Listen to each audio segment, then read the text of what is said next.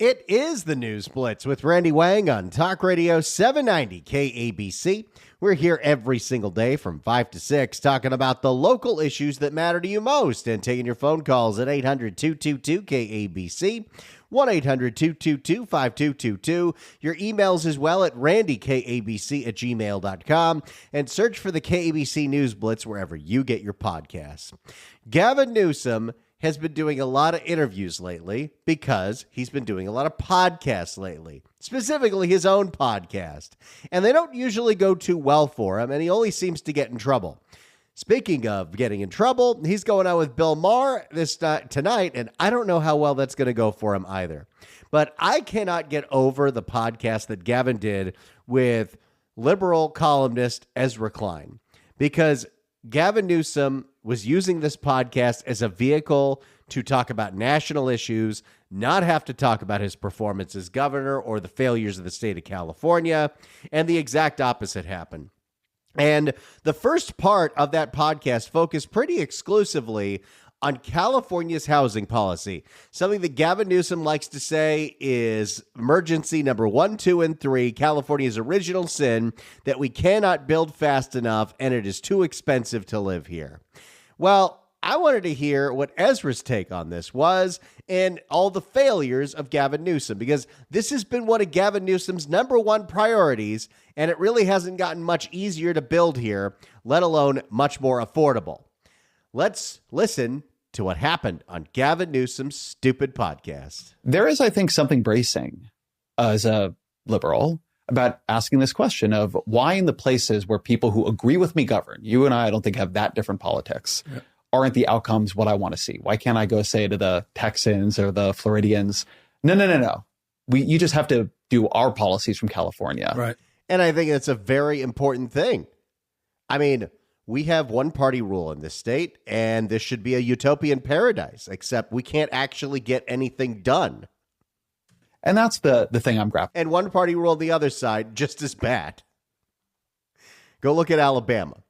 But when you have actual oversight from both parties and you have a well-run purpose, I think one of the best-run states is North Carolina, which is a purple state. And that's the thing I'm grappling with here. No, and I appreciate that. And we'll get to that question because I think it's a fundamental question.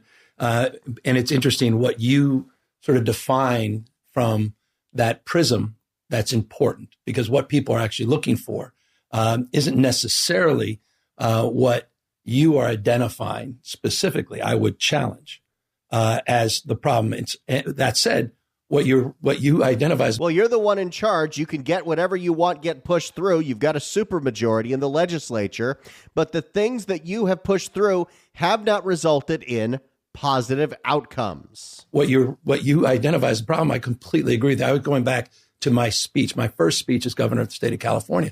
It might have it's quoted in from here. These pages. Yeah, literally said if you can build a sports stadium with these new rules and fast track a judicial process and what we refer to, and we'll get to CEQA, our California rules that go back to quite literally Ronald Reagan in 1970 as it relates to environmental review. It should work for homelessness. It should work for housing. But it doesn't. And we have fast-track stadiums, including Steve Ballmer's Intuit Dome, which got a super fast track under Gavin Newsom's watch. And Steve Ballmer's Intuit Dome got a specific piece of legislation written for it that exempts that one venue from California's liquor laws, which means they can stay open till 4 a.m. serving booze. That's some wild stuff in California. It should work for housing. And I announced that day an effort to sue up to 47 cities. We started with one, Huntington Beach, California. Okay, so we're at the beginning of this podcast, and Gavin Newsom is asked about his failure to deliver on his promise to build 3 million houses and the failure to have any outcomes for his proposals. And he starts with, well, I sued Huntington Beach. What exactly did that accomplish, Gavin? Up to 47 cities. We started with one, Huntington Beach, California. Doesn't make you popular as governor to announce a lawsuit against your city because they weren't meeting their zoning requirements under our housing element. Yeah, see, Gavin, in the name of equity, decided that every single county needs to build a certain amount of housing. Every single city needs to build a certain amount of housing, whether that makes sense or not. whether you have the geographic room or not, whether it means tearing down single-family homes to put up apartment buildings or not. And just remember, anytime Gavin Newsom starts talking about RENA, his housing goals, and all this other nonsense that he has jammed down the throats of the rest of the state of California, the county that he lives in, Marin County, is exempt from these rules. Why? Oh, you're going to have to ask Gavin that one. So much of that, again, reflected in this friction and your own reflected frustration and lived experience in the state of California. But my point is this, as a practitioner, it's a very different reality. Mm-hmm. But what you identify, I completely embrace. These labyrinths of rules, federal rules, state rules, absolutely. Localism, though, and I want to talk about that. Localism is determinative. When Gavin Newsom says localism is determinative, that's Gavin's way of getting out of any responsibility because he just sets the agenda. It's up to the counties and the cities to follow through. And if they don't follow through, then it's on them. And he's the one that had the vision, so you can't blame him. And you pick on, understandably, San Francisco. But you can look at almost any city, including a Republican-held city like Huntington Beach. Mm-hmm. Okay, that's the second time in this podcast he's gone after Huntington Beach. The hell, Gavin? And these same rules and restrictions apply there and the same frustrations. So from the prism of left versus right, you take the shot against liberals. But can't we argue that there is sort of equality of consideration, NIMBYism, that persists in rural and red parts of the country as well? Let me flip this, because to shadow box around the fact that you know more about California governance than I ever will in 1,000 years of doing this would be ridiculous. It does lead to the question, though.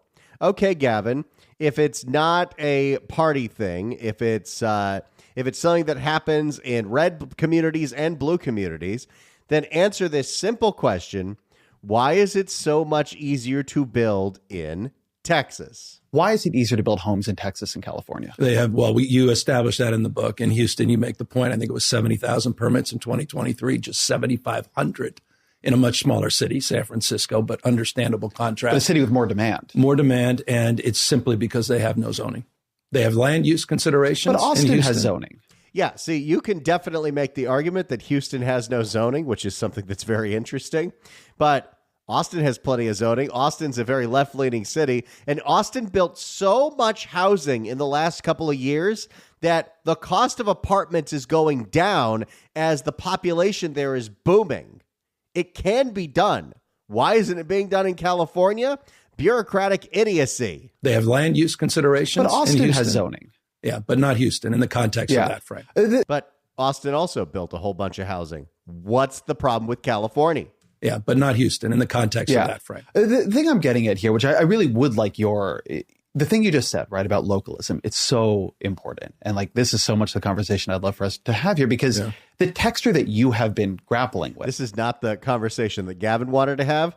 Gavin wanted to talk about national issues. Now he has to be, to use one of his favorite terms, held accountable. The texture that you have been grappling with of why do things that you want to have happen not happen is, I think, a really interesting thing to add to it. But when you're saying, well, is this really a problem for liberals? It's easier to build in Texas and Florida than not just in California, but in California or New York. Right.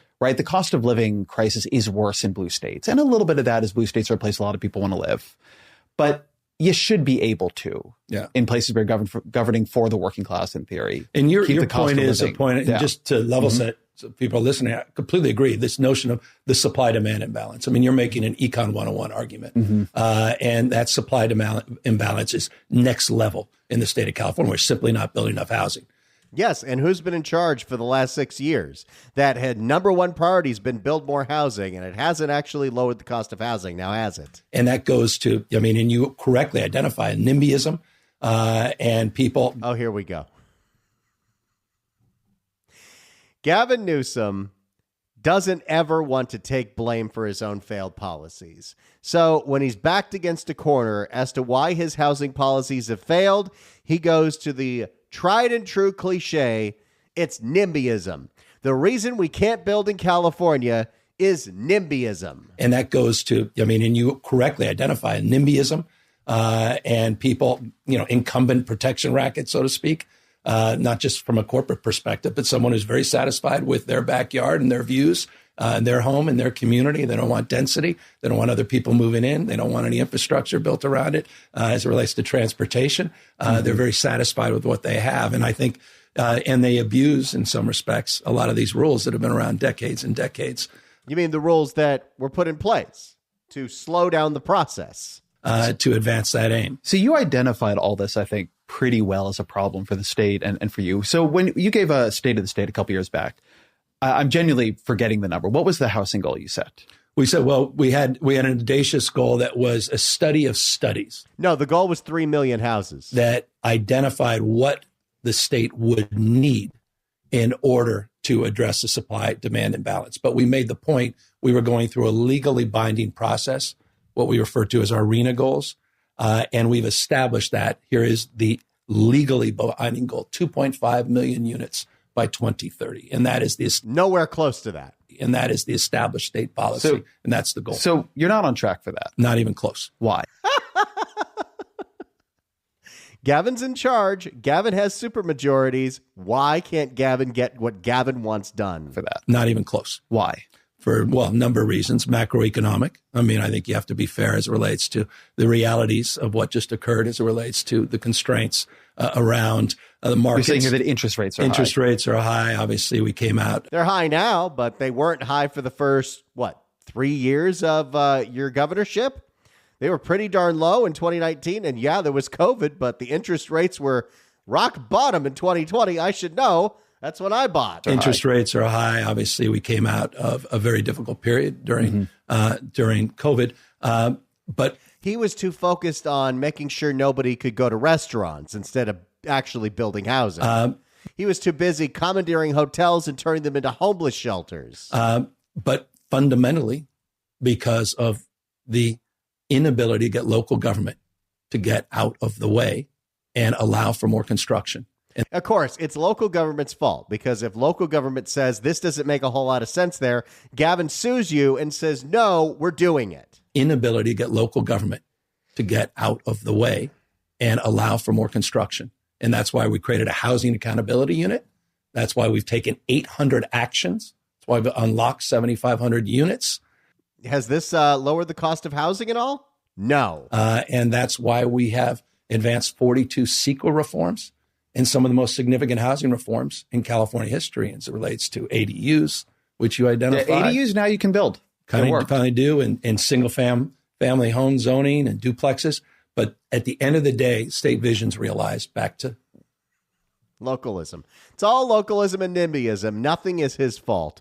And yeah, it's easier to build ADUs now because we fast-tracked that, and places like San Diego offer these insane things called density bonuses, where if you have promised to build affordable housing ADUs, you don't have to have parking. That doesn't make any sense. Localism. Why did the ADU effort work and the single-family housing or multifamily housing didn't? I mean, those were... What he's talking about, I believe it's SB 9, where they passed a law in 2021 where if you own a single-family lot, you can turn it into a duplex, a triplex, or a quadplex. And virtually nobody has taken them up on it. I mean, those were big bills, and we YIMBYs greeted them with delight. But yeah. I would say, everybody would say that, what was it, SB 9? Yeah, SB 9, SB 6. The cities have made it so those don't actually, it doesn't build as much housing. That's it. And that's why we created this housing accountability to drive more responsibility at the local level. And yes, we got to sue Huntington Beach, and we got to sue Norwalk, because Norwalk didn't want any more homeless shelters or check cashing places. And providing technical assistance. It's not just a stick; it's also a carrot. But no, look, that's the construct, right? I mean, that's a classic example. People like their neighborhoods. That's the foundation of NIMBYism. And look, this NIMBYism frame, which is yes in my backyard, for those wondering what the hell we're even talking about, I embrace it. I celebrate. I don't think there's been a more YIMBY governor in California's history. And that's why we've signed so many of these bills and supported many of these bills. Now, when Gavin Newsom says it's all NIMBYism, that doesn't mean, we don't want to add housing. What he's talking about is people opposing doing what Karen Bass did in Los Angeles, where she signed an executive order that allowed a developer to buy a single-family home and turn it into an apartment building. completely changing what that neighborhood's supposed to be. They don't like single family zoning. And it really doesn't help with the housing stock when you're getting rid of housing to build housing. You want to go build in other places. You want to go sell some government buildings. You want to redo commercial real estate because who the hell's going to retail anymore? Go ahead and do that. But when Gavin says NIMBYism, he's talking about single family neighborhoods that would like to still have single family neighborhoods. But you're right. That application, a lot of these are new reforms. They're just in the last few years in this high interest rate environment. So we'll see how quickly things unlock as interest rates drop down. Yeah, these things will totally work out eventually, as soon as I'm out of office. But fundamentally, it's the NIMBYism that drags it. Let me ask you something about that. Fundamentally, it's not Gavin Newsom's policies that have failed. It is NIMBYism. This is what I'd like to ask you today at 800-222-KABC, 1-800-222-5222. Gavin Newsom blames NIMBYism for the fact that his housing policies have not been successful. What say you? Do you think NIMBYism is why it's so hard to build in California? 800-222-KABC, 1-800-222-5222. Let's go to Ray in Manhattan Beach. Ray, hello. Yes, what Newsom is doing is he's destroying our neighborhoods. They're putting 7-story buildings in the middle of single-family home neighborhoods. And what they're ultimately, if you look at where it's driving to, because none of these are condos, they're all rental. What they're trying to eliminate the American dream of home ownership, because all the corporations are trying to come in and buy up all the neighborhoods and drive out the residences. And they want to put in these astronomically tall buildings that are just ridiculous. I mean, destroying our neighborhoods. We've got, very small lots here of 2,700 or a half lot of 1,350. How do you build multiple units on those? And the laws he's passed where they don't allow you to reduce the number of units on a property has taken millions off the value of the property. I've seen properties they've got 2,700 square foot lot with 7 units on it. The highest and best use is a single-family house, which isn't all that big. And they're taking millions and millions off these property values. He's destroying property values. Scott Wiener up in Sacramento is trying to put through a bill, SB 79, that would allow developers to build 65-foot buildings within a quarter mile of a transit route, like a bus route, and within a half a mile, 55-foot buildings. This will completely destroy California. And he doesn't care because YIMBY is funded by a bunch of tech billionaires and all these investment companies that want to build corporate housing. So what they're doing is they're passing laws to do whatever they want to do. Are they building affordable housing in affordable neighborhoods? No. What they're doing is it's a way to force them into high-end neighborhoods and destroy the neighborhoods. The reason why Texas could build, they have vacant land. And so if you really want to solve this problem, it's not a housing crisis, a housing affordability crisis, because the houses are selling. If they weren't selling, they would lower the prices until they do sell. But if you want to, what it is income disparity. What you need to do is in inland areas where there is affordable land and affordable housing, move industries there where people can afford to live. But the problem is in Southern California, there's very few open, you don't see acres and acres of open land in Southern California. That's the problem. So you have to tear down housing to build housing, and they're absolutely destroying our neighborhoods, and it's awful. It is absolutely so right, awful. Ray. They could totally be expanding in all the places where there's lots of empty room in California. There's lots of empty space out here. But the only way to build more housing in tightly packed places like the beach cities is to tear down existing housing, which is destroying neighborhoods. And I don't think that's NIMBYism. Thank you so much for the call, Ray. Appreciate it. 800-222-KABC is the phone number, 1-800-222-5222. On Gavin Newsom's podcast, he was asked about the failure of all his housing policies, and he blamed it all on NIMBYs. But fundamentally, it's the NIMBYism that drags it. Do you think NIMBYism is to blame for California's housing crisis? 800-222-KABC, 1-800-222-5222. It's the News Blitz with Randy Wang on Talk Radio 790 KABC. It's the News Blitz with Randy Wang on KABC. Let's get back to the phones. Go to Kathy in L.A. Kathy, hello. Hi. So they're using affordable housing in California to push a bigger agenda. They're focused in on eliminating suburbs and neighborhoods. They're taking local control to force in high rises and apartments. And like in San Diego right now, they have some neighborhoods where you've got 17 ADUs in one backyard. Zero parking is being required for any of these units.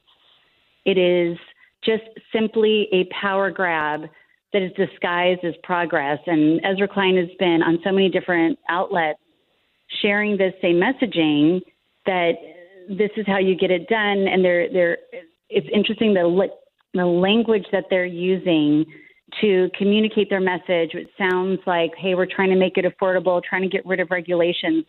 That's not what they're doing. Yes, we need to change it and make it easier to build, but this taking away local control, and they need to start focusing in on developing in the communities that need the development, which if you've driven through LA, there's so many communities in LA that need redevelopment, and it would really actually help those communities. That's not where the developers are choosing to go. No, they're being allowed to go into single-family neighborhoods, and look what is going on in San Diego, where we've allowed private equity to buy a third of the homes for sale there every single year, and they want to turn those into rentals, and as soon as they get the green light, they're going to demolish those homes and turn them into apartment buildings.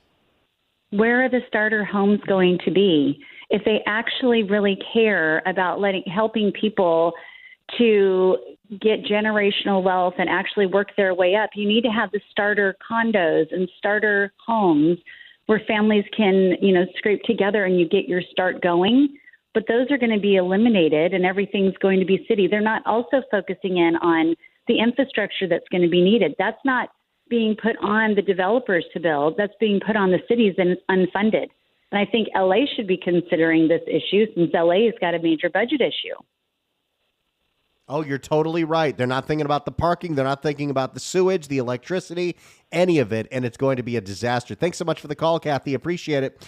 800-222-KABC is the phone number at 1-800-222-5222. On Gavin Newsom's podcast, he claimed the reason his housing policies haven't worked is because of NIMBYism. What do you think? 800-222-KABC, 1-800-222-5222. It's the News Blitz with Randy Wang on Talk Radio 790 KABC. It is the News Blitz with Randy Wang on Talk Radio 790 KABC. We're here every single day from 5 to 6 talking about the local issues that matter to you most and taking your phone calls at 800-222-KABC, 1-800-222-5222. Your emails as well at randykabc@gmail.com, and search for the KABC News Blitz wherever you get your podcasts.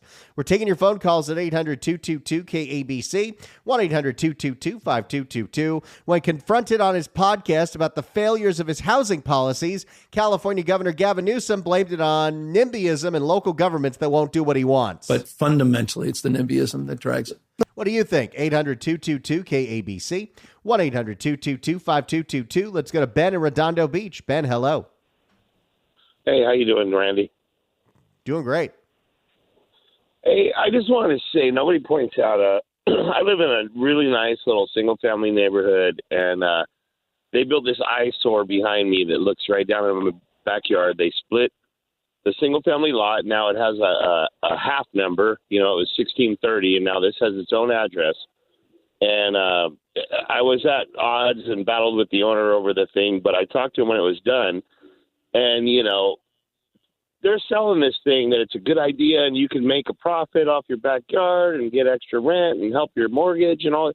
Well, they reassessed both properties because he pulled a permit. It's a backdoor property tax grab is all it is. I mean, they need to outlaw these corporations buying up single-family homes, period. I mean, if you're more than an LLC, I don't think you should be able to buy single-family homes, period. Totally. But that said, I think it's just a backdoor. They blew we had a budget surplus and they blew it, giving it away. Stop that. And now, it's a backdoor property tax grab, and they're trying to sell this as great idea. And the place behind me is not being rented to anybody low income. The neighborhood doesn't have, the parking or the infrastructure, or the sewage or the electric. It's a single family neighborhood developed in the 50s, and they never it was never designed to have more than the units that exist. And I think the whole ADU thing is just it's a big scam, and it's an eyesore, and it's going to ruin and change every single family neighborhood, except for, like you said earlier, Marin County. Which is banned. You can't do any of this redevelopment there, and you don't have any housing goals there where he lives. But yeah, it's wild, and that is something that's pretty eye-opening, that if you happen to build or reconvert your single-family home into a duplex or a thripplex, they're going to reassess your property value, which was probably at whatever you bought it at, to today's values, which is going to be a massive increase. Yeah, I talked to the guy when it was all said and done, and he's renting this small little ADU unit that, got its own half address. And he's renting it for $2,800 a month, and it's going to take him 30 years after construction and fees to break even, because they reassessed his original property as well, and now he's paying 5 times more than he was. That is unbelievable, but not surprising when we're talking about the state of California. Thanks so much for the call, Ben. Appreciate it. Let's go to Eris in La Habra. Eris, hello. Hey, Randy, how's it going? Doing great. So, good. So it's not NIMBYism. It's just plain and simple communism. Gavin Newsom's a commie, and he just wants to make sure that everything's a state. Nobody has anything for themselves. That's it's simple. Well, and you look at what's going on right now. We're getting rid of a single-family house to create an apartment building, or we're having corporations like the private equity firm Blackstone buy up a third of the homes for sale in San Diego and turn them into rentals. So yeah, we're eliminating the opportunity for people to buy into this state. That's a big problem. 100%. And thank you, Randy. Great show. Thanks so much for the call, Eris. Appreciate it. The original way for a family to generate wealth is with home ownership. And if you're renting your entire life, that's never going to happen for you, unfortunately. 800-222-KABC is the phone number, 1-800-222-5222. We'll take more of your calls, and we'll hear more from Gavin Newsom's podcast with Ezra Klein. It's the News Blitz with Randy Wang on Talk Radio 790 KABC. It's the News Blitz with Randy Wang on KABC. Let's get back to Gavin Newsom talking about his failed housing policies with Ezra Klein on This is Gavin Newsom.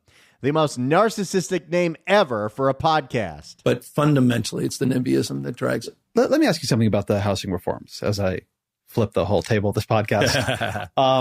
Yes, this podcast is supposed to be Gavin interviewing Ezra, but it's really Ezra interviewing Gavin about Gavin's failed policies, which does not make Gavin look good. There was also a big part of it, which was Gavin getting drilled about why he bent over backwards to support Biden, even in the face of complete idiocy. There's a clip that's going viral right now where Ezra Klein went on with Jon Stewart and talked about how the Biden administration, one of their big accomplishments was broadband for all. You keep seeing it, broadband for all, broadband for all. Well, 4 years later, nobody got the broadband. Only one of the states actually even was able to finish the application process for the broadband.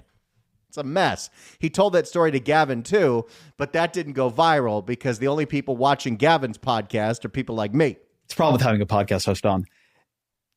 So during the election, when Kamala Harris and then Barack Obama at the DNC, actually the other way around, Barack Obama, then Kamala Harris, were up there talking about the need to build 3 million new homes, right? Yeah. And really sounding like YIMBYs from the stage. It's great. I was thinking, man, that is a huge intellectual victory for a movement that didn't exist like 25 minutes ago. 100%. But then I started thinking and started running back through the data. I'm like, okay, how's it working out? And you look in San Francisco and housing starts aren't up. And you look in LA and they're not up. You look in California, not talking here about ADUs, but housing starts in January 2025 were lower than in 2015. I began thinking to myself, oh, Oh, I didn't dump that here. Wait a minute. Can you dump that? I was so sure that I edited out all the bleeps on this freaking podcast.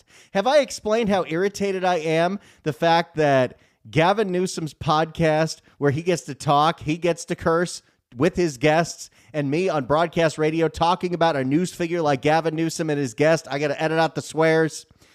Let me go through this and make sure there's no more bad words in it. It's the News Blitz with Randy Wang on KABC. It's the News Blitz with Randy Wang on KEBC. Let's get back to Gavin Newsom's filthy podcast with Ezra Klein. I think I got all the swears out. I swear I've edited that specific one so many times. I don't know what happened. I began thinking to myself, we actually have won an intellectual argument without winning the policy. So I began doing some reporting because I knew how many, I'm not literally how many, but I knew there's been a pretty torrid pace with you and, Scott Wiener and Buffy Wicks and a bunch of other housing champions. All the people that are like housing.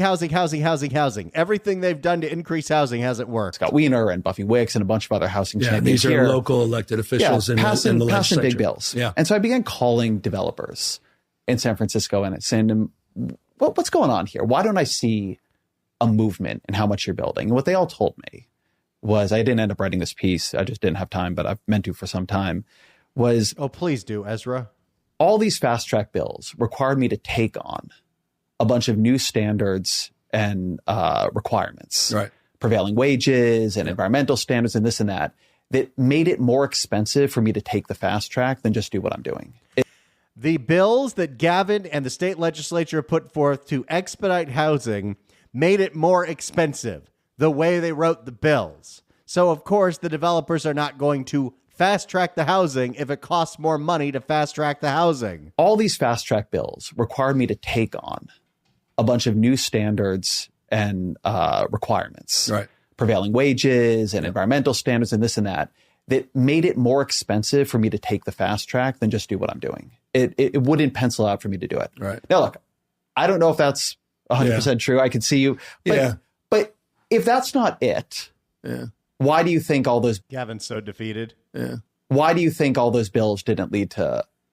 Well, a lot of them have. I mean, we can talk construction. about it. I don't want to get into really parochial politics, but we could talk about a 500-unit project on Stevenson Street in San Francisco was never going to get done until the state intervened and compelled. So has it lowered the cost of housing in San Francisco? No? Shut up. And compelled the hand of the city to actually move forward. Again, NIMBY, I mean, you've got an ideological war that's going on in progressive cities that don't believe in the supply-demand framework. They don't believe in this notion of abundance fundamentally. They have a degrowth mindset, which you talk a lot about, or at least write about in the book. And so you're struggling with that ideological spectrum. But San Francisco, I mean, it's just infamously just loves its neighborhoods, doesn't want to see it upzone, don't want to see the density. So they're constantly pushing back against this. And we are... Then go convert the stupid buildings in downtown where you forced everyone to go back to work.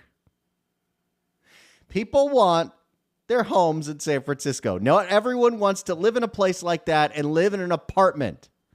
You know when you want to live in an apartment? In your 20s. That's it. And we are, as a state, finally intervening in ways the state has never intervened in the past. So I think it's a little too early to sort of assert the sort of fatalist, or have a fatalist a notion. I love Gavin.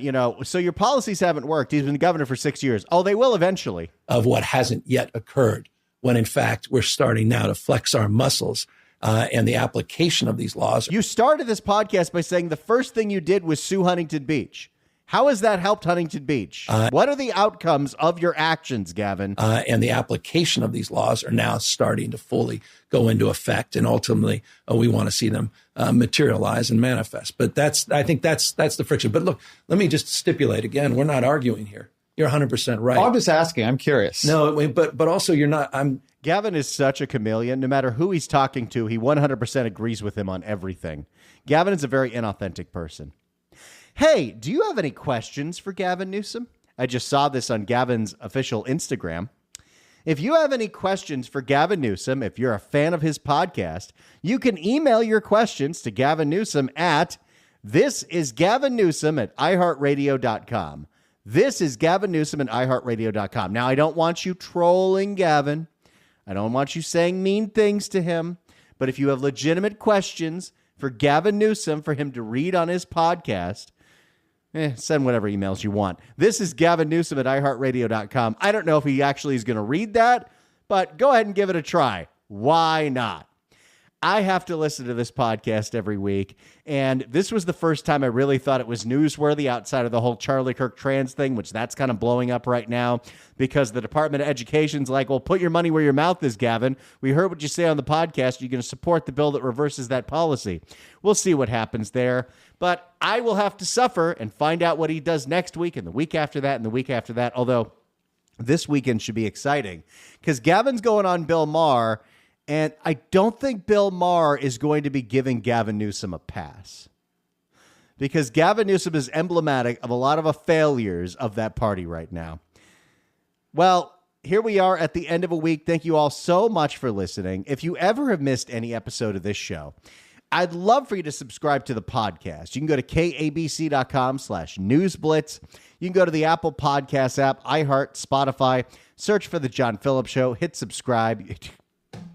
Search for the News Blitz, hit subscribe. Excuse me. Sometimes I promote 2 shows in one day and I get a little confused. But check out all of our shows, kbc.com/newsblitz, or search for the KABC News Blitz. We had a really interesting week. The homeless squatters taking over the luxury RV lot. California's affordability, that's a perennial topic here. Karen Bass wanting a bailout. And we'll hit all of this nonsense next week as well. We're here every single day from 5 to 6. It's the News Blitz with Randy Wang on Talk Radio 790 KABC.